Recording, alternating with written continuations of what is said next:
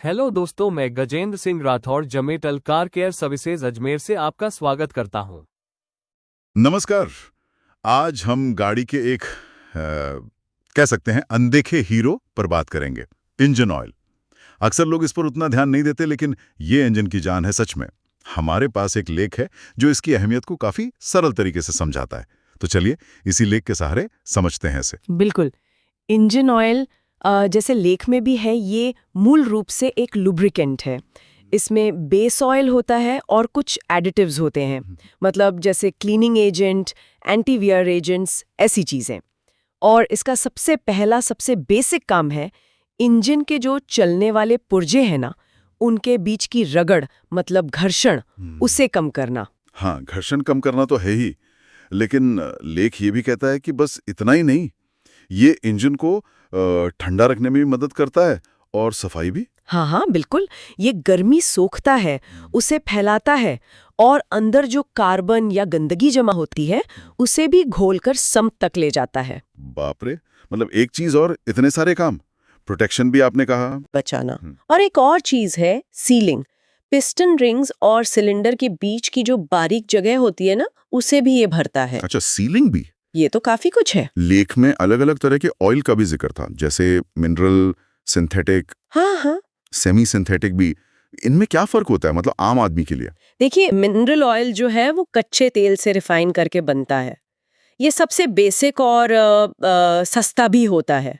पुरानी टेक्नोलॉजी वाली गाड़ियों के लिए ये ठीक है। सिंथेटिक ऑयल वो लैब में तैयार होता है, केमिकली इंजीनियर्ड होता है। ये ज्यादा तापमान, ज्यादा प्रेशर झेल सकता है, इंजन को ज्यादा साफ रखता है। अच्छा। और इससे बदलने की जरूरत भी कम पड़ती है, मतलब ज्यादा किलोमीटर चलता है।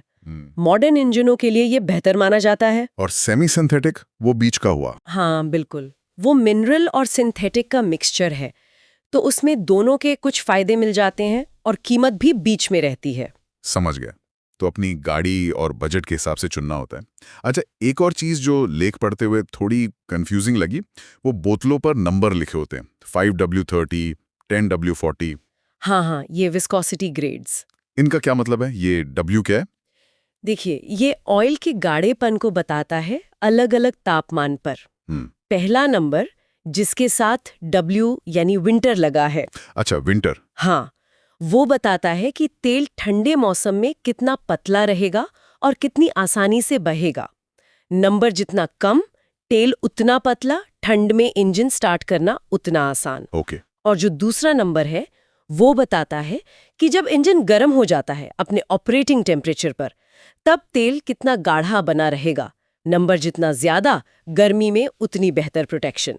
तो मतलब गाड़ी कहाँ चल रही है, कैसा मौसम है, इस पर भी निर्भर करेगा। मैनुअल लेख भी यही कहता है कि मैन्युफैक्चरर ने जो ग्रेड रेकमेंड किया है वही इस्तेमाल करना चाहिए। सही बात है। अच्छा, और ये कैसे पता चले कि भाई अब ऑयल बदलने का टाइम आ गया है? हाँ, ये जरूरी सवाल है। कुछ आम संकेत तो हैं ही, जैसे डैशबोर्ड पर वो ऑयल वाली वार्निंग लाइट जल जाए। हाँ, वो लाल बत्ती। हाँ, या फिर आप डिपस्टिक निकाल कर देखें और तेल एकदम काला, गाढ़ा या उसमें कचरा जैसा दिखे। कभी कभी इंजन से आवाज बदल जाती है, कुछ खटखट या टिक टिक जैसी आवाज आने लगती है। अच्छा, आवाज से भी पता चल जाता है? हाँ, कई बार ल्यूब्रिकेशन कम होने से आवाज आने लगती है, या फिर गाड़ी का पिकअप कम लगे, माइलेज गिरने लगे। लेकिन सबसे पक्की चीज है सर्विस मैनुअल। उसमें लिखा होता है कि कितने किलोमीटर या कितने समय बाद ऑयल बदलवाना है।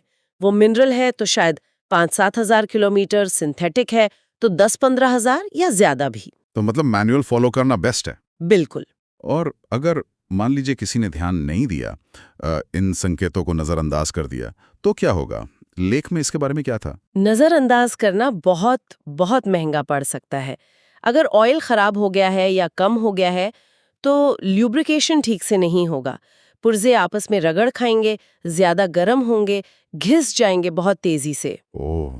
और सबसे बुरी हालत में इंजन सीज हो सकता है, मतलब अंदर के पार्ट्स इतने डैमेज हो जाते हैं कि इंजन जैम हो जाता है, घूमना बंद कर देता है। बाप रे, मतलब इंजन खत्म। हाँ, या तो पूरा इंजन बदलना पड़ता है या बहुत महंगा रिपेयर आता है। लेख में भी यही चेतावनी दी गई है। तो इस पूरी बातचीत और लेख का सार यही है कि इंजन ऑयल भले ही छोटी चीज लगे, पर यह गाड़ी के इंजन की सेहत के लिए एक जरूरी निवेश है। इसे टाइम पर चेक करना और बदलवाना बहुत ज़रूरी है। ये सचमुच गाड़ी का एक साइलेंट गार्डियन है। बिल्कुल। और ये सोचने वाली बात भी है कि कैसे ये एक तरल पदार्थ इतनी जटिल मशीन को इतने स्मूथ तरीके से चलाए रखता है। और क्या पता भविष्य में हमें और भी बेहतर लुब्रिकेशन टेक्नोलॉजी देखने को मिले, नए एडिटिव्स, नए बेस ऑयल जो इंजनों को शायद और भी ज्यादा एफिशिएंट और भी ज्यादा टिकाऊ बना दें। ये एक इंटरेस्टिंग एरिया है।